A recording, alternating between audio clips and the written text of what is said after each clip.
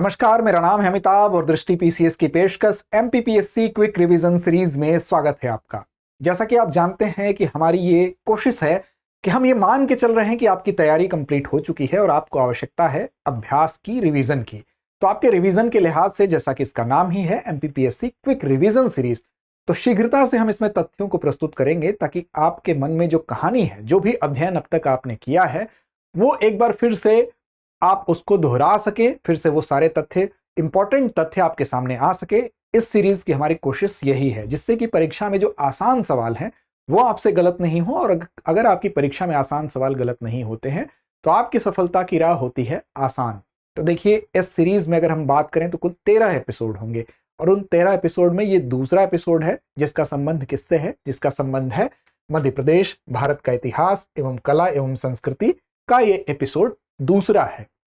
इसमें विभिन्न खंडों से संबंधित कुल 13 एपिसोड होंगे, जिसमें कि इसका प्रकाशन हम कह लें, या ये आप देख सकेंगे। कब देख सकेंगे? तो शाम 5 बजे आप इस सीरीज के प्रत्येक दिन इस एपिसोड को एक एक एपिसोड करके प्रत्येक दिन ये आपको चैनल पे उपलब्ध होगा। तो चलिए आज के शीर्षक के अंतर्गत शुरुआत करते हैं। आज के कौन से वो महत्वपूर्ण तथ्य हैं? तो देखिए, तेजी से हम चलेंगे ये मानते हुए कि आपने अपने अध्ययन को किया है और वो सारे तथ्य वन लाइनर के हिसाब से आपके सामने हम रखेंगे, जिससे कि आप रिकॉल कर सकें। तो देखिए, शुरुआत करते हैं मुगल काल से। 1526 से 1857 का ये पीरियड है। इसमें अगर बात करें तो मालवा के सूबेदार मेदिनी राय की युद्ध में हत्या कर बाबर ने 29 जनवरी 1528 को चंदेरी पर अधिकार कर लिया था। चूंकि इसका संबंध मालवा क्षेत्र से है, इसलिए इस प्रश्न को हम लेके आए हैं। इस युद्ध का नाम क्या था? तो चंदेरी का युद्ध था। तो चंदेरी का युद्ध, इसका संबंध मालवा क्षेत्र से है। तो मेदिनी राय की युद्ध में हत्या किसने की? बाबर ने की थी। तो चंदेरी पर फिर अधिकार हुआ था। इससे पहले आपको बता दें कि जो 1545 का टाइम है, शेरशाह से भी इसका संबंध है। इस क्षेत्र का संबंध है जो बुंदेलखंड में कालिंजर का किला है। बेसिकली वो उसकी स्थिति कहां पर है अभी? तो बांदा जो डिस्ट्रिक्ट है, बांदा डिस्ट्रिक्ट में ये पड़ता है। उस पर आक्रमण किया था शेरशाह ने, जिसमें कि बारूद फटने से उसकी मृत्यु हो गई थी। दूसरी महत्वपूर्ण घटना भी आपको कालिंजर के किले में दिख रही है। यहां पर मृत्यु किसकी हुई? शेरशाह की हुई। तो ये भी तथ्य याद रखेंगे। कब हुई? 1545 में हुई। इसके बाद आप देखिए, 1601 ईस्वी में एक घटना घटित होती है। अकबर जो है, मुगल सम्राट जो अकबर था, उसने असीरगढ़ के किले पर अपना अधिकार कर लिया था। असीरगढ़ का किला बहुत इंपॉर्टेंट है, तो याद रखिएगा जो असीरगढ़ का किला है बेसिकली कहां पर है? तो बुरहानपुर जो डिस्ट्रिक्ट है मध्य प्रदेश का, वहां पर असीरगढ़ के किले की स्थिति है।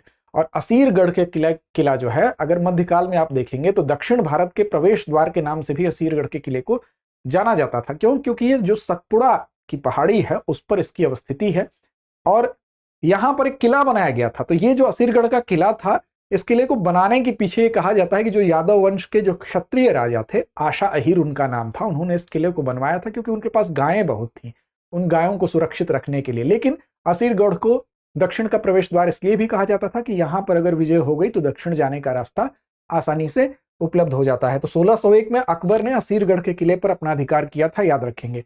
फिर मध्य प्रदेश के जो गोंडवाना क्षेत्र है, गोंडवाना क्षेत्र की बात हो रही है, यहाँ की शासिका रानी दुर्गावती थी। अकबर के सिपहसालार सेनापति को कहा जाता था, आसफ खां से युद्ध करते हुए वीर गति को प्राप्त हुए थे। तो ये भी याद रखेंगे कि जो रानी दुर्गावती हैं, अकबर के सिपहसालार आसफ खां से युद्ध करते हुए वीर गति को प्राप्त हुई। कहां पर? मध्य प्रदेश के गोंडवाना क्षेत्र की ये शासिका थी, ये भी याद रखिएगा। अकबरनामा में गढ़मंडला को क्या कहा गया है? गढ़कटंगा कहा गया है। तो यह भी एक प्रश्न बन सकता है कि गढ़मंडला को गढ़कटंगा कहां कहा गया है? तो अकबरनामा में कहा गया है। फिर देवगढ़ के शासक जाटबा का उल्लेख अकबरनामा और आईने अकबरी दोनों में मिलता है। ये देखिए, हर लाइन में आपको एक प्रश्न मिलेगा, या हम कह सकते हैं एक लाइन में एक से ज्यादा प्रश्न मिलेंगे, इसलिए सभी तथ्यों का ध्यान से सुनेंगे कि देवगढ़ के शासक थे जाटबा, उनका उल्लेख है कि अकबरनामा और आईने अकबरी दोनों में इनका उल्लेख किया गया है। तो आपसे पूछा जा सकता है कि मध्य प्रदेश के किस शासक का उल्लेख इस पर मिलता है? ओरछा के शासक राम शाह को ओरछा से स्थानांतरित कर चंदेरी भेजने के कारण चंदेरी राज्य की स्थापना हुई थी। अगला है दक्षिण के रास्ते का फहरुआ, असीरगढ़ के किले को कहा जाता है। जैसा कि मैंने आपको शुरू में ही बताया कि दक्षिणी राज्यों का, दक्षिणी रास्ते का फहरुआ भी कहा जाता है। तो यह भी एक उपमा दी गई है इसको, असीरगढ़ के किले को। अगले तथ्य की तरफ तो देखिए, 1601 में अकबर ने असीरगढ़ के किले पर अधिकार कर लिया, जैसा कि शुरू में बताया गया। इसकी विशेषता बताएगी। गोंडवाना क्षेत्र की शासिका थी रानी दुर्गावती, अकबर के सिपहसालार आसफ खां से युद्ध करते हुए वीरगति को प्राप्त हुई थी। तो किससे युद्ध करते हुए वीरगति को प्राप्त हुई? आसफ खां से युद्ध करते हुए। खेरला का किला मध्य प्रदेश के बैतूल जिले में स्थित है। खेरला के किले को भी याद रखें, आपसे डायरेक्ट पूछा जा सकता है कि खेरला का किला बेसिकली कहाँ स्थित है, तो मध्य प्रदेश के बैतूल जिले में स्थित है। औरंगजेब की धार्मिक नीति के कारण बुंदेलखंड और मालवा में विद्रोह हुए थे। मध्य प्रदेश के किन क्षेत्रों में औरंगजेब की धार्मिक नीति के कारण विद्रोह हुए, तो बुंदेलखंड और मालवा में विद्रोह हुए। सभी प्रश्न हैं आपके लिए। ओरछा के राजा चंपत राय ने औरंगजेब के विरुद्ध विद्रोह का बिगुल फूंक कर 1661 ईस्वी में मुगल आधिपत्य मानने के बजाय उन्होंने आत्महत्या करना स्वीकार कर लिया। तो आपसे पूछा जा सकता है कि कहां के वो राजा थे, या इनका नाम पूछा जा सकता है। चंपत राय किस शासक के विरुद्ध, तो औरंगजेब के विरुद्ध विद्रोह का बिगुल फूंके 1661 ईस्वी में। और जब ये लगा कि मुगल आधिपत्य स्वीकार करने की नौबत आएगी तो उन्होंने आत्महत्या करना स्वीकार करना उचित समझा। साथ ही साथ औरंगजेब की मृत्यु के बाद 1707 ईस्वी में छत्रसाल बुंदेलखंड का एक स्वतंत्र शासक बना। तो यह भी प्रश्न है, औरंगजेब की मृत्यु के बाद 1707 में कौन बुंदेलखंड का एक स्वतंत्र शासक बना, तो छत्रसाल बना। पेशवा बाजीराव प्रथम को बुंदेलखंड का बड़ा भाग जागीर के रूप में इसने दिया और इसी समय से प्रदेश में मराठों का प्रवेश शुरू हुआ। तो मराठों का प्रवेश किसके समय से शुरू हुआ, आपसे यह प्रश्न पूछा जा सकता है। तो छत्रसाल बुंदेलखंड का एक स्वतंत्र शासक था, उसके समय से शुरू हुआ। मराठा काल में प्रवेश करते हैं तो बाजीराव प्रथम ने 1722 ईस्वी में मालवा पर प्रथम बार आक्रमण किया। मालवा पर प्रथम बार आक्रमण हुआ 1722 में बाजीराव प्रथम के द्वारा, जो कि एक मराठा शासक थे। अब मुगल सम्राट फर्रुखसियर के खिलाफ अपनी शक्ति को मजबूत करने के लिए हुसैन अली, जो कि सैयद बंधु आप जानते हैं, हुसैन अली और सैयद अब्दुल्ला दो भाई थे, किंग मेकर के रूप में ये जाने जाते थे। तो उसी में एक भाई की बात यहां हो रही है कि हुसैन अली, जो सैयद बंधु का एक भाई था, उसने मराठों से मदद लेने के लिए एक संधि की थी। ठीक है। 1732 में बाजीराव पेशवा ने मालवा सूबा होलकर, सिंधिया और पवार या परमार के बीच में बांट दिया था। तो यह भी याद रखेंगे, 1732 में बाजीराव पेशवा ने किस सूबे का विभाजन किया, मालवा सूबा को बांटा। किसके किसके बीच में, तो होलकर, सिंधिया, पवार के बीच में। आगे देखते हैं। तो देखिए, होलकर वंश के विषय में जानिए। तो मुगल सत्ता का जब पराभव हो गया उसके बाद मालवा पर होलकर वंश का राज हुआ। कहां स्थापित हुआ, मालवा क्षेत्र में। मल्हार राव होलकर इस राजवंश के संस्थापक थे। तो इस राजवंश के संस्थापक के तौर पर किसको जाना जाता है, मल्हार राव होलकर को जाना जाता है। मराठा राज्य के पेशवा जो प्रधानमंत्री होता था, बाजीराव प्रथम ने मल्हार राव को 500 घुड़सवार सैनिकों की कमान भी सौंपी थी और जल्द ही मालवा में पेशवा के प्रधान सेनापति भी बन गए, जिसका मुख्यालय कहां था, इंदौर में था। तो ये तथ्य आप याद रखेंगे। मल्हार राव की मृत्यु के बाद इनकी पुत्रवधू थी, जिनका नाम था अहिल्याबाई होलकर। काफी इंपॉर्टेंट है, इन्होंने राजपाट संभाला। अहिल्याबाई होलकर काफी अपने शासन के लिए जानी जाती हैं, काफी वीर शासिका थी। और इनके जो पति थे खांडेराव होलकर, बेसिकली एक युद्ध हुआ था, कुंभेर का युद्ध, उसमें मारे गए थे। तब इन्होंने खुद वो कमान संभाली, खुद इन्होंने शासन किया और बड़ी न्यायप्रिय शासिका थी।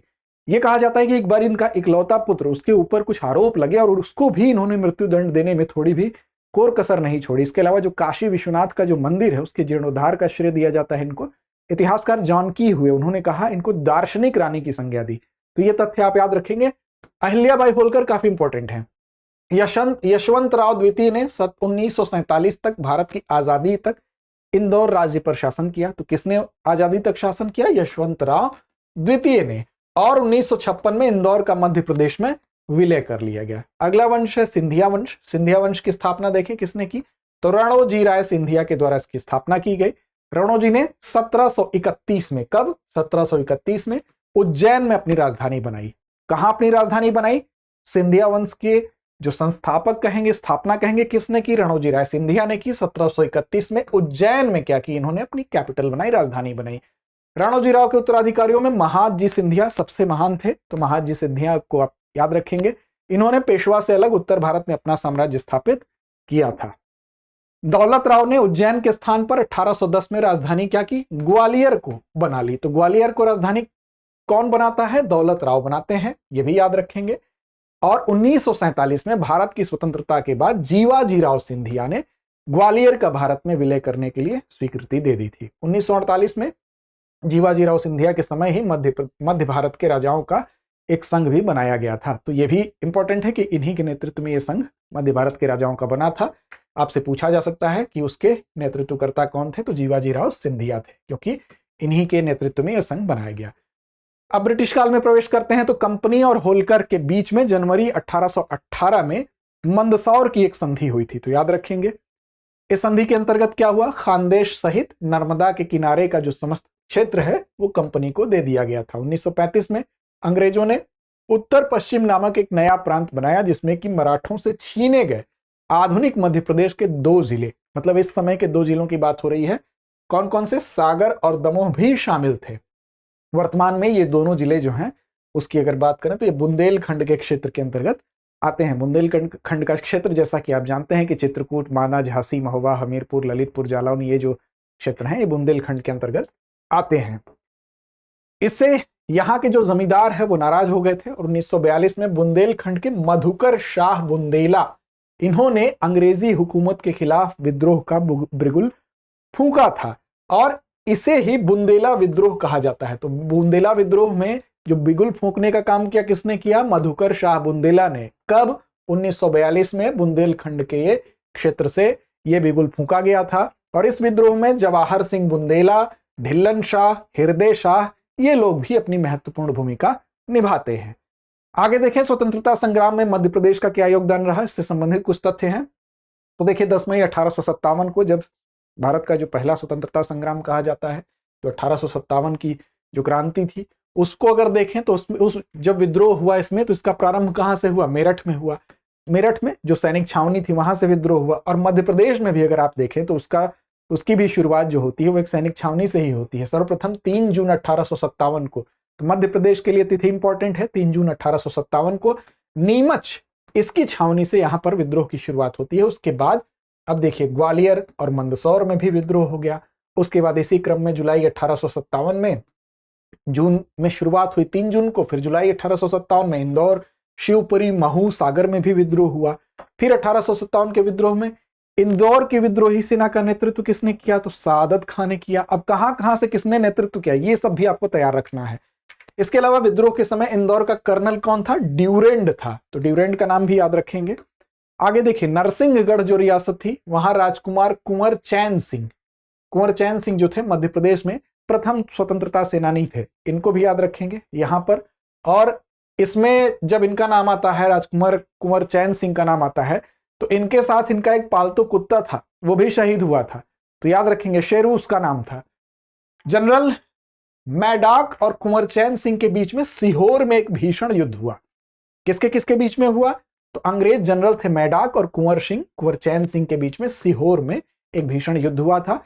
चैन सिंह और उनके 2 अंगरक्षक थे, कौन कौन, बहादुर खां और हिम्मत खां, ये लड़ते हुए वीरगति को प्राप्त कर लिए थे और चैन सिंह का जो कुत्ता था शेरू वो भी वीरगति को प्राप्त हुआ था।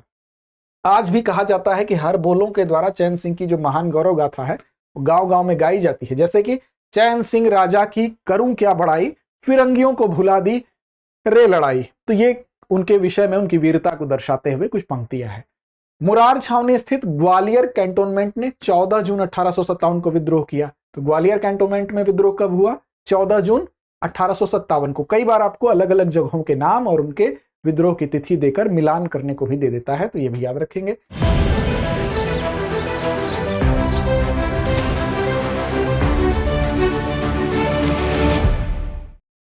फिर शिवपुरी तथा ग्वालियर में हुए विद्रोह का लाभ उठाकर नरवर के पूर्व राजा मान सिंह ने भी खोया राज्य प्राप्त करने के लिए सिंधिया के विरुद्ध विद्रोह कर दिया। फिर 18 दिसंबर 1857 को सेंट्रल इंडिया की संपूर्ण सेना की कमान सौंपी गई किसको, हिरोज को। अब हिरोज को जब कमान सौंपी गई तो कालपी में रानी लक्ष्मीबाई थी, तात्या टोपे और राव साहब, ये लोग मिलकर पूरी शक्ति से हिरोज का मुकाबला करने के लिए आगे बढ़ते हैं और कड़ा मुकाबला भी करते हैं। रानी लक्ष्मीबाई की कहानी किसी से छिपी नहीं है। महारानी लक्ष्मीबाई और उनकी सहेली, सुंदर नाम था उनका, उनको घायल अवस्था में बाबा गंगादास के बाग में लाया गया, अर्थात युद्ध करते हुए वीरता से लड़ते हुए ये घायल होती हैं। बाबा गंगादास का जो है बाग है उसमें घायल अवस्था में इनको लाया गया और वहीं पर इनको वीर गति की प्राप्ति हुई। तो ये सारे एक एक तथ्य आपके लिए प्रश्न है कि महारानी लक्ष्मीबाई को कहां लाया गया, तो बाबा गंगादास बाग में लाया गया।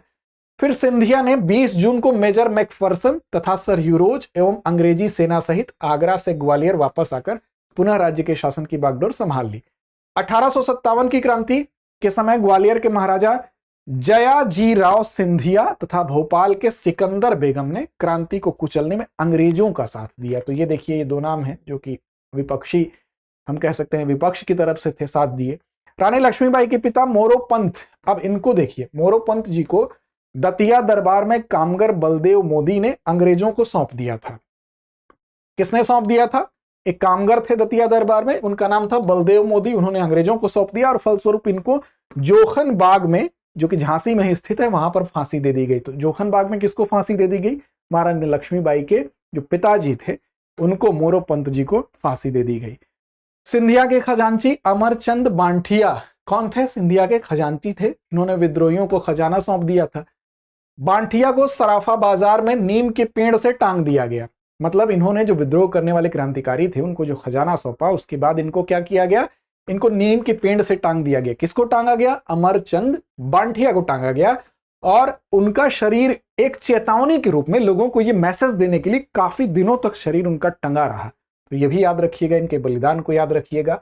अंग्रेजों के विरुद्ध लगभग 2 वर्षों तक तात्या टोपे ने गुरिल्ला युद्ध प्रणाली अपनाई। गुरिल्ला युद्ध प्रणाली आप जानते हैं कि जो छिप कर लड़ते हैं, जब सेना का अभाव होता है और बड़ी शक्ति होती है तो इस प्रणाली को अपनाया जाता है। जैसा कि आप देखे होंगे शिवाजी भी इसी पद्धति को अपनाते थे।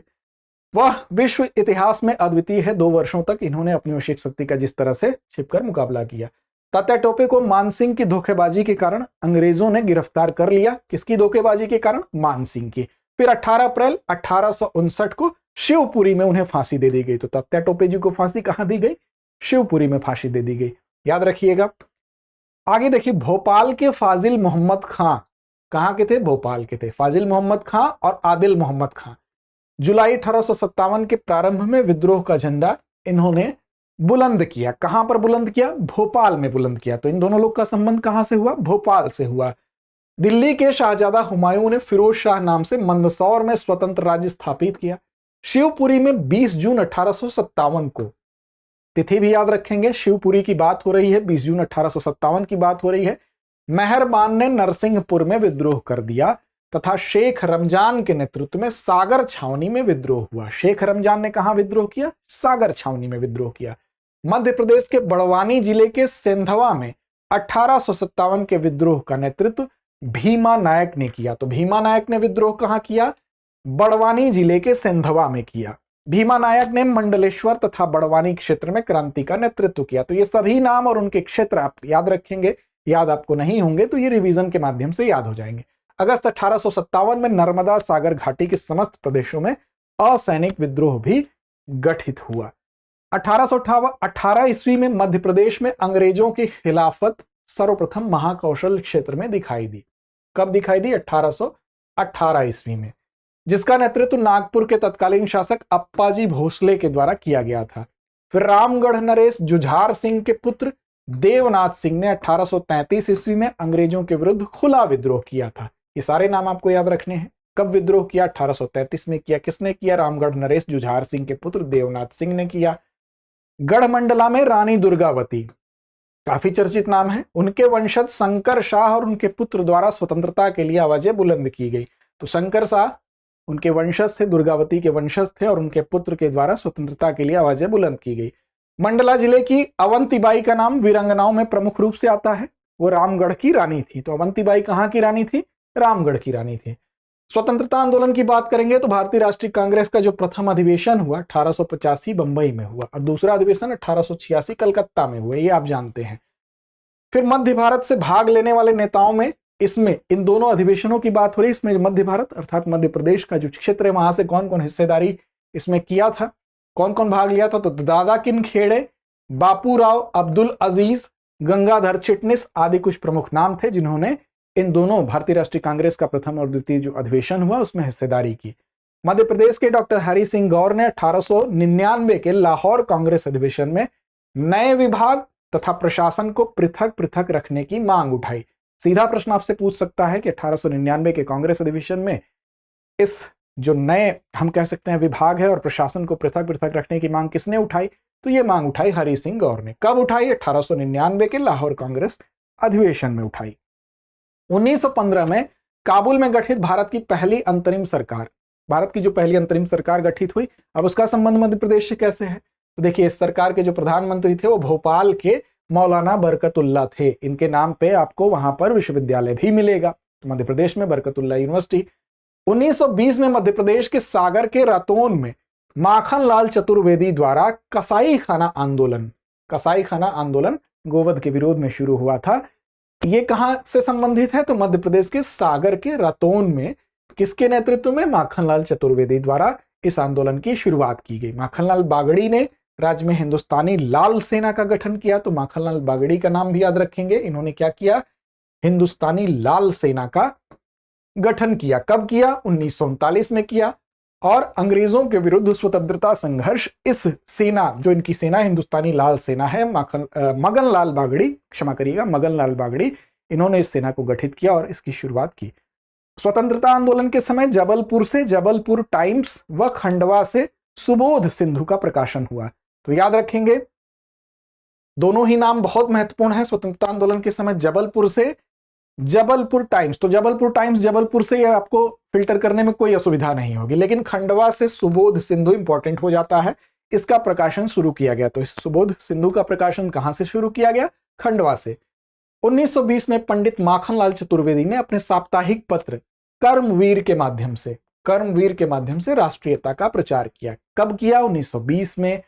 पत्र कौन था? तो पत्र याद रखेंगे, कर्मवीर था। पंडित माखनलाल चतुर्वेदी ने शुरू किया इस पत्र को। और कैसा इसका नेचर था? तो साप्ताहिक पत्र था, याद रखेंगे। 6 अप्रैल 1930 को जबलपुर के पंडित द्वारिका प्रसाद मिश्र, कहां के थे? जबलपुर के थे। 6 अप्रैल 1930 की तिथि थी। पंडित द्वारिका प्रसाद मिश्र व सेठ गोविंद दास, इन दोनों लोग के नेतृत्व में नमक सत्याग्रह की शुरुआत की गई। 1931 का पंजाब मेल हत्याकांड खंडा रेलवे स्टेशन से संबंधित है। 1931 में हुआ। कौन सा हत्याकांड था? पंजाब मेल हत्याकांड था। किससे संबंधित है? खंडा रेलवे स्टेशन से संबंधित है। 1935 में झाबुआ में करों में वृद्धि के विरोध में आंदोलन चलाया गया। कब चलाया गया? 1935 में। कहां चलाया गया? झाबुआ डिस्ट्रिक्ट में। करों में वृद्धि के विरोध में आंदोलन चलाया गया। टैक्स बढ़ा था, उसका विरोध हुआ। 1939 में कांग्रेस का अधिवेशन जबलपुर के पास त्रिपुरी में हुआ। बहुत इंपॉर्टेंट क्वेश्चन है। और इसकी अध्यक्षता किसने की थी? आप कमेंट बॉक्स में कमेंट करके इसका जवाब दें। द्वितीय विश्व युद्ध के प्रारंभ होने के बाद 1939 में गांधी जी द्वारा व्यक्तिगत जो अवज्ञा आंदोलन है उसकी शुरुआत मध्य प्रदेश से ही की गई थी। तो यह भी याद रखना है। राज्य की भोपाल रियासत की सीहोर कोतवाली के सामने 1922 ईस्वी में विदेशी फेल्ट कैप की होली जलाएगी। विदेशी फेल्ट कैप एक ऊनी टाइप की कैप होती थी, टोपी होती थी, जिसको लगाया जाता था। विशेष रूप से ये यूरोपियन और जो उस क्षेत्र में औपनिवेशिक जगहों पर ये काफी प्रचलित थी। तो इसको जला के, ये विदेशी जो वस्त्रों का बहिष्कार है उसके प्रतीक के रूप में इसको जलाया जाता था। तो जो विदेशी फेल्ट कैप है उसकी होली जलाई गई। 1938 ईस्वी में भोपाल में भोपाल राज्य प्रजामंडल की स्थापना की गई। कब की गई? 1938 में की गई। 1942 में भारत छोड़ो आंदोलन की शुरुआत मध्य प्रदेश में कहां से हुई? ग्वालियर रियासत के विदिशा से हुई। तो 1942 में भारत छोड़ो आंदोलन की शुरुआत ग्वालियर रियासत की विदिशा से इसकी शुरुआत होती है, याद रखिएगा। अगला है 1920 में रतलाम में कांग्रेस समिति की स्थापना की गई। कहां की गई? रतलाम में की गई। कांग्रेस समिति की स्थापना की गई 1920 में की गई और इसके प्रथम अध्यक्ष के रूप में मोहम्मद उमर खान को नामित किया गया। किसके प्रथम अध्यक्ष के रूप में? कांग्रेस समिति के प्रथम अध्यक्ष के रूप में। 1931 में रतलाम में महिला सेवा दल तथा 1935 ईस्वी में प्रजा परिषद की स्थापना की गई। ठीक है। फिर लक्ष्मी नारायण सिंघल, मास्टर लाल सिंह, पंडित उद्धव दास मेहता, डॉक्टर जमुना प्रसाद मुखरैया, पंडित चतुर नारायण मालवीय के नेतृत्व में भोपाल राज्य हिंद सभा की नींव रखी गई। अब देखिए भोपाल राज्य हिंद सभा से ये सारे नाम संबंधित हैं। किसी को भी उठा के आपसे पूछ सकता है कि इनमें से कौन भोपाल राज्य हिंद सभा से संबंधित नहीं है। तो याद रखना है, लक्ष्मी नारायण सिंघल का संबंध है, मास्टर लाल सिंह का है, पंडित उद्धव दास मेहता का है, डॉक्टर जमुना प्रसाद मुखरैया का है, पंडित चतुर नारायण मालवीय का है। 15 अगस्त 1947 ईस्वी को आजादी मिलने के बाद मध्य भारत व उसके अंतर्गत की सभी रियासतों को मिलाकर मध्य प्रांत नामक राज्य बना। छतरपुर, पन्ना व रीवा क्षेत्र को मिलाकर क्या बना? विंध्य प्रदेश बना। महाकौशल, भोपाल तथा छत्तीसगढ़ के भूभाग को मिलाकर मध्य प्रदेश राज्य बनाया गया। आजादी के बाद गोवा आंदोलन में सन 1955 में उज्जैन के राजा भाऊ महाकाल शहीद हुए। तो याद रखेंगे गोवा आंदोलन में कौन शहीद हुआ? राजा भाऊ महाकाल। कहां के थे? उज्जैन के थे। स्वतंत्रता संग्राम के दौरान मध्य प्रदेश में घटित कुछ प्रमुख घटनाओं पर नजर डालते हैं। पहली घटना आपके सामने है जंगल सत्याग्रह। जंगल सत्याग्रह की शुरुआत कहां से हुई? तो मध्य प्रदेश में 1930 में गांधी जी के द्वारा शुरू किए गए जो नमक सत्याग्रह था उसी के समर्थन में इसकी शुरुआत हुई थी। और इसी क्रम में कांग्रेस जो कार्यकर्ता थे दुर्गा शंकर मेहता, उन्होंने ही इसका नेतृत्व किया और उनके नेतृत्व में टूरिया जंगल सत्याग्रह चलाया गया। ठीक है, नाम याद रखेंगे, टूरिया जंगल सत्याग्रह। इसी समय प्रदेश के बैतूल जिले की घोड़ा डोंगरी नामक स्थान पर भी जंगल सत्याग्रह शुरू हुआ। तो बैतूल जिले के घोड़ा डोंगरी नामक स्थान पर भी जंगल सत्याग्रह हुआ। सिवनी के पास सरकारी चंदन के बगीचों से घास काटकर यह सत्याग्रह चलाया गया। सिवनी के पास सरकारी चंदन के बगीचों से घास काटकर। इस सत्याग्रह में आदिवासियों का नेतृत्व प्रसिद्ध नेता गंजन सिंह कोरकू ने किया। तो गंजन सिंह कोरकू का संबंध जंगल सत्याग्रह से है, आप याद रखेंगे। अगला है चरण पादुका नरसंहार। 14 जनवरी 1931 तिथि है, मकर संक्रांति का दिन था। मध्य प्रदेश के छतरपुर रियासत में चरण पादुका ग्राम में स्वतंत्रता सेनानियों की एक सभा हो रही थी। जैसे कि जो जलियांवाला बाग आप देखें, वहां पर भी एक सभा हो रही थी गिरफ्तारियों के विरोध में, सैफुद्दीन किचलू की जो गिरफ्तारी थी उसके विरोध में। तो यहां पर उसी प्रकार यहां भी एक सभा हो रही थी। तो भीड़ पर बिना किसी चेतावनी के अंधाधुंध गोलियां चला दी गई और इसमें कई स्वतंत्रता सेनानी फलस्वरूप क्या हुए? शहीद हो गए। और यह कांड जो है इसको मध्य प्रदेश के जलियांवाला बाग हत्याकांड के रूप में जाना जाता है। तो आपसे पूछ सकता है कि मध्य प्रदेश के जलियांवाला बाग हत्याकांड के रूप में किसको जानते हैं? तो हम जानते हैं चरण पादुका नरसंहार को कहा जाता है। सभा पर गोलियां चलाने का आदेश किसने दिया? तो नौगांव स्थित जो अंग्रेज थे पॉलिटिकल एजेंट फिशर ने इसका आदेश दिया था। अब आप बताएं कि जो जलियांवाला बाग हत्याकांड है उसमें गोली चलाने का आदेश किसने दिया था? कमेंट बॉक्स में कमेंट करके बताएं। आगे देखते हैं तो देखिए चिचली की घटना। इसकी तिथि देखिए 8 अगस्त 1942। गांधी जी के द्वारा दिया गया करो या मरो का नारा सारे देश में आग की तरह जब फैला, क्योंकि 8 अगस्त 1942 को जब ये नारा दिया गया तो पूरे देश में इसका प्रभाव हुआ। इसी क्रम में मध्य प्रदेश के नरसिंहपुर जिले के चिचली ग्राम, तो चिचली ग्राम कहां पर है? मध्य प्रदेश के नरसिंहपुर जिले में। वहां पर एक सभा होती है, उसमें अंग्रेजी हुकूमत के खिलाफ भाषण भी दिए गए। इसी के बाद पुलिस ने स्थानीय नेताओं को गिरफ्तार कर लिया और इस घटना के विरोध में गांव वालों ने फिर क्या किया? जुलूस निकाला और उस जुलूस पर पुलिस ने क्या किया? गोलीबारी की। इसी गोलीबारी में जो मनशाराम और गौरा देवी शहीद हो गए थे। तो याद रखेंगे जो चिचली की घटना है उसमें कौन कौन शहीद हुआ? मनशाराम और गौरा देवी शहीद हुए थे। अगला है झंडा सत्याग्रह। तो देखिए असहयोग आंदोलन जब हुआ 1923 में, उसके बाद जबलपुर में झंडा सत्याग्रह हुआ। असहयोग आंदोलन के बाद हम कह सकते हैं कि उसी के प्रभाव में आकर जबलपुर में ब्रिटिश हुकूमत द्वारा झंडे के अपमान के विरोध में, ब्रिटिश हुकूमत ने झंडे का अपमान किया, उसका विरोध किया और यहां पर पंडित सुंदरलाल, नाथूराम मोदी, नरसिंह दास अग्रवाल, लक्ष्मण सिंह चौहान, इन लोगों ने जुलूस निकाला और भारतीय राष्ट्रीय कांग्रेस ने जमुना लाल बजाज के नेतृत्व में झंडा आंदोलन चलाने का फैसला किया और इसका केंद्र क्या था? नागपुर को बनाया गया था। आगे देखें इंदौर सराफा कांड। तो भारत छोड़ो आंदोलन के टाइम का ये है। इस दौरान सितंबर 1942 में इंदौर के सराफा में सत्याग्रह हुआ और उसके दौरान ही पुलिस ने लाठीचार्ज किया, उसके बाद गोलियां चलाई। तो इंदौर सराफा कांड का संबंध किस पीरियड से है? तो ये भारत छोड़ो आंदोलन के समय इंदौर सराफा कांड हुआ। व्यक्तिगत सत्याग्रह की बात कर ले मध्य प्रदेश के परिप्रेक्ष्य में, तो व्यक्तिगत सत्याग्रह की शुरुआत महात्मा गांधी द्वारा 1940 में पवनार आश्रम से शुरू की गई थी, महाराष्ट्र से। मध्य प्रदेश में अगर देखें तो व्यक्तिगत सत्याग्रह का आरंभ जबलपुर से हुआ और विनोबा भावे पहले सत्याग्रही थे, जबकि दूसरे सत्याग्रही जवाहरलाल नेहरू थे। एक है फिर चावल आंदोलन। फरवरी 1947 में, कहां की बात है? रीवा में की। वहां पर जबरन कर वसूला जा रहा था और उस जबरन कर वसूलने के विरोध के रूप में ये चावल आंदोलन चला। ये एक जन आंदोलन खड़ा हो गया, धीरे धीरे इसका स्वरूप बड़ा हो गया, जो कि चावल आंदोलन के नाम से मशहूर हुआ और मध्य प्रदेश के रीवा जिले के बदनावर गांव में ये इसकी शुरुआत हुई। यह आंदोलन किसानों के आर्थिक उत्पीड़न के खिलाफ था और ब्रिटिश शासन द्वारा जो अन्यायपूर्ण तरीके से जो कर वसूली की जा रही थी उसके भी खिलाफ था। तो किसानों की एकजुटता और प्रतिरोध के प्रतीक के रूप में चावल आंदोलन को जाना जाता है। चलिए बताइए कमेंट बॉक्स में कि चावल आंदोलन का संबंध किस ग्राम से था? अगर अभी आपने ध्यान से सुना होगा तो सही जवाब देंगे और कोशिश करिए कि बिना देखे बताएं। अगला प्रश्न है, अगला जो टॉपिक है वो है आपका क्या है? मध्य प्रदेश के प्रमुख स्वतंत्रता सेनानी या उनसे संबंधित क्षेत्र। अब इनके कुछ प्रमुख स्वतंत्रता सेनानी हैं, उन पर भी नजर डालते हैं। तो सबसे पहला नाम रानी लक्ष्मीबाई का है। तो रानी लक्ष्मीबाई का जन्म जैसा कि आप जानते हैं वो कहाँ हुआ था, बनारस में हुआ था। और बनारस में इनके नाम पर एक घाट भी है। अगर आप उस घाट का नाम जानते हैं तो कमेंट बॉक्स में कमेंट करके जरूर बताएं। देखिए, इनका जन्म बनारस में हुआ था और इनका विवाह झांसी के महाराजा गंगाधर राव से हुआ था। फिर उत्तराधिकार के मसले पर रानी लक्ष्मीबाई जो है वो टकरा गई ब्रिटिशों के साथ और उनसे उनका संघर्ष शुरू हुआ।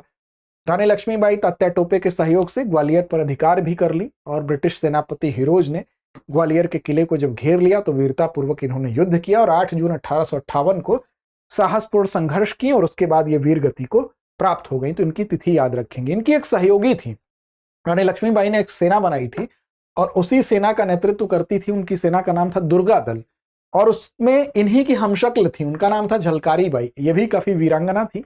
वीरतापूर्ण तरीके से इन्होंने संघर्ष किया। कई जगह आपको देखने को मिलेगा कि जब रानी लक्ष्मीबाई घायल हो गई तो इन्होंने रानी का वेश धारण कर लिया और रानी लक्ष्मीबाई को सुरक्षित ले जाया गया। तो ये झलकारी बाई झांसी की रानी लक्ष्मीबाई की महिला सेना जो दुर्गा दल है उसकी सेनापति थी। इनका जन्म 22 नवंबर 1830 को झांसी के पास ही भोजला गांव में हुआ था। एक निर्धन कोली परिवार में हुआ था। तो ये सारे तथ्य आप याद रखेंगे। और झलकारी बाई लक्ष्मीबाई की हमशक्ल थी, इस कारण शत्रु को धोखा देने के लिए वे रानी का वेश भी कभी कभी धारण कर लेती थी। आगे है रानी अवंतीबाई। रानी अवंतीबाई की अगर बात करें तो भारत के प्रथम स्वतंत्रता संग्राम में इनकी बड़ी महत्वपूर्ण भूमिका थी। ये भी एक वीरांगना थी और अवंतीबाई मध्य प्रदेश के रामगढ़, वर्तमान में मंडला जिला, उसकी रानी थी। रामगढ़ के राजा विक्रमजीत सिंह को विक्षिप्त तथा अमान सिंह और शेर सिंह को नाबालिग घोषित कर दिया गया अंग्रेजों के द्वारा। ऐसी कंडीशन में क्या हुआ, एक लोग जो उत्तराधिकारी थे रामगढ़ के राजा विक्रमजीत, उनको विक्षिप्त बता दिया और जो उत्तराधिकारी थे अमान सिंह और शेर सिंह, उनको कहा कि ये नाबालिग है और ये अब क्या चाहते थे, अब राज्य हड़पना चाहते थे। तो अंग्रेजों ने कोर्ट ऑफ वार्ड्स का इस्तेमाल करके कार्यवाही करनी शुरू की कि यहाँ का प्रशासन जो है अब एक सरबराहकार नियुक्त किया जाएगा। सरबराहकार एक एजेंट कह सकते हैं कि जो कि ब्रिटिशों का एजेंट होगा। अब उसके माध्यम से ये ब्रिटिशर्स यहाँ पर शासन करेंगे। तो रामगढ़ इनको भेजा गया सरबराहकार को। तो 20 मार्च 1858 को इस वीरांगना ने रानी दुर्गावती का अनुकरण किया और युद्ध लड़ा और युद्ध लड़ते हुए अपने आप को चारों तरफ से घिरता देखकर स्वयं तलवार घोंपकर देश के लिए बलिदान दे दिया। तो इतनी बड़ी बलिदान की कहानी है रानी अवंतीबाई की, याद रखिएगा। अपने साम्राज्य को हड़पने न देने के लिए इन्होंने संघर्ष जारी रखा और बाद में अपना बलिदान किया। टंट्या भील की बात करेंगे। इनका जन्म मध्य प्रदेश के पूर्वी निमाड़ के खंडवा जिले में हुआ था। कब हुआ, 1842 में, याद रखेंगे। निमाड़ क्षेत्र के गौरव और आदिवासियों का मसीहा कहा जाता है इनको, याद रखेंगे। और टंट्या बनवासी क्षेत्र के एक ऐसे क्रांतिकारी थे जिन्होंने अंग्रेजी हुकूमत के खिलाफ आदिवासियों को न सिर्फ एकत्र किया बल्कि क्रांति का बिगुल भी बजाया था। और ये एक ऐसे व्यक्ति हैं कि जब न्यूयॉर्क टाइम्स में इनकी खबर, जब ये गिरफ्तार किए गए तो न्यूयॉर्क टाइम्स में इनका समाचार छपा। आप समझ सकते हैं कि इन्होंने अंग्रेजों के कितने नाक में दम कर रखा होगा। 10 नवंबर 1889 के अंक में टंट्या भील की गिरफ्तारी की खबर प्रमुखता से प्रकाशित हुई, जिसमें इन्हें इंडिया का रॉबिन हुड कहा गया। तो ये ऐसे कुछ बलिदानी हैं जिनके नाम को आप याद रखना, परीक्षा में जरूर पूछा जा सकता है कि किसे इन्हें इंडिया का रॉबिन हुड की संज्ञा दी गई, किस समाचार पत्र में, तो न्यूयॉर्क टाइम्स में दिया गया। कब दिया गया, 10 नवंबर 1889 को दिया गया। टंट्या गरीबों के लिए टंट्या मामा या जननायक बन चुके थे, इनको संबोधित किया जाता था। अगला भीमा नायक, 1857 के प्रथम स्वतंत्रता संग्राम में मालवा निमाड़ क्षेत्र में ही भीमा नायक जो थे, अंग्रेजों के विरुद्ध इन्होंने भी संघर्ष किया था। तात्या टोपे की बात कर लें तो तात्या टोपे भारत के प्रथम स्वतंत्रता संग्राम के प्रमुख सेना नायक थे और इनका जन्म महाराष्ट्र के नासिक जिले में एक ब्राह्मण परिवार में हुआ था। इनका वास्तविक नाम क्या था, तो रामचंद्र पांडुरंग इनका वास्तविक नाम था।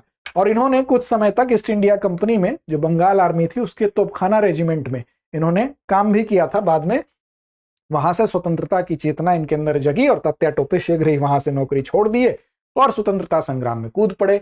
1857 के विद्रोह की लपटें जब कानपुर पहुंची तब वहां के सैनिकों ने नाना साहब को पेशवा और अपना नेता घोषित कर दिया।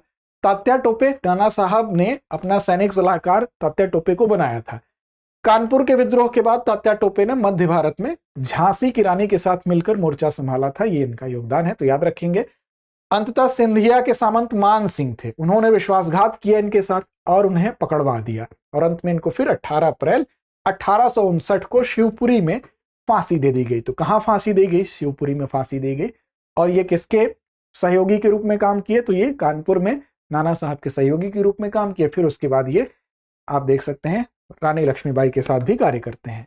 सादत खान 1857 की क्रांति के समय ये इंदौर में तुकोजीराव होलकर द्वितीय का शासन था और सादत खान गोपनीय तरीके से आंदोलनकारियों की सहायता कर रहे थे।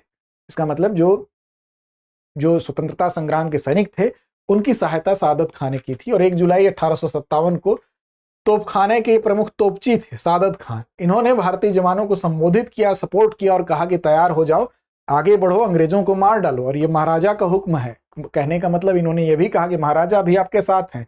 और 1874 में इस महान क्रांतिकारी को फांसी दे दी गई सपोर्ट करने की वजह से। चंद्रशेखर आजाद, ये नाम उल्लेख करने की आवश्यकता नहीं, आप सभी परिचित हैं, लेकिन फिर भी 23 जुलाई 1906 को चंद्रशेखर आजाद का जन्म मध्य प्रदेश के ही अलीराजपुर जिले के भाबरा ग्राम में हुआ था। तो भाबरा ग्राम वो ग्राम है जिसने इस वीर सपूत को जन्म दिया था। और अलीराजपुर जिले क्या पूरे देश को इनके नाम पर गर्व है। 27 फरवरी 1931 को इलाहाबाद के अल्फ्रेड पार्क में जब पुलिस से मुठभेड़ हुई, जब ये लगा कि इनके शरीर को जो शत्रु है उसके हाथ में शरीर न लग जाए, तब इन्होंने खुद को गोली मार ली थी। और स्वतंत्रता संग्राम में इनके योगदान पर प्रकाश डालने की आवश्यकता नहीं है, आप सभी जानते हैं। अगला है गुलाब सिंह पटेल। महाकौशल क्षेत्र के वीर गुलाब सिंह पटेल, ये नाम मध्य प्रदेश के प्रमुख स्वतंत्रता सेनानियों में लिया जाता है। कहाँ के? महाकौशल क्षेत्र के। इनके नेतृत्व में अगस्त 1942 में गिरफ्तार किए गए कांग्रेस नेताओं के विरोध में जबलपुर में एक आंदोलन चलाया गया था, इसलिए इनका नाम लिया जाता है। आंदोलन में पुलिस द्वारा लाठीचार्ज किए जाने के परिणाम स्वरूप गुलाब सिंह शहीद भी हो गए थे। इस घटना ने संस्कार घानी सहित पूरे महाकौशल क्षेत्र में करो या मरो की भावना को और ज्यादा मजबूत किया। फिर विजय राघवगढ़ के राजा सरयू प्रसाद। विजय राघवगढ़ मध्य प्रदेश के कटनी जिले में पड़ता है, वहीं पर एक कस्बा है और यहाँ के राजा सरयू प्रसाद थे। उन्होंने मात्र 17 साल की उम्र में 1857 की क्रांति में अंग्रेजों के विरुद्ध बगावत शुरू कर दी थी। तो याद रखेंगे विजय राघवगढ़ के सरयू प्रसाद जी का नाम भी। 1857 के क्रांतिकारी ने जब बहादुर शाह जफर को अपना सम्राट घोषित किया और दिल्ली पर अधिकार कर लिया, तब विजय राघवगढ़ एकमात्र ऐसा राज्य था, देखिए विजय राघवगढ़ का नाम भी याद रखेंगे, उस समय विजय राघवगढ़ एकमात्र ऐसा राज्य था मध्य प्रदेश में जिसने इस क्रांति में सक्रिय रूप से भाग लिया था। तो इस लिहाज से भी ये महत्वपूर्ण है। तो ये इतिहास खंड से संबंधित हमारा ये दूसरा एपिसोड था। इस प्रकार के 13 एपिसोड आपके सामने होंगे, विभिन्न खंडों से संबंधित होंगे। आज के सेशन को देखने के अलावा ये भी कहेंगे कि कमेंट बॉक्स में एक प्रश्न है, उस प्रश्न का जवाब भी आप देना न भूलें। साथ ही लड़ते रहें, अपने लक्ष्य की ओर बढ़ते रहें।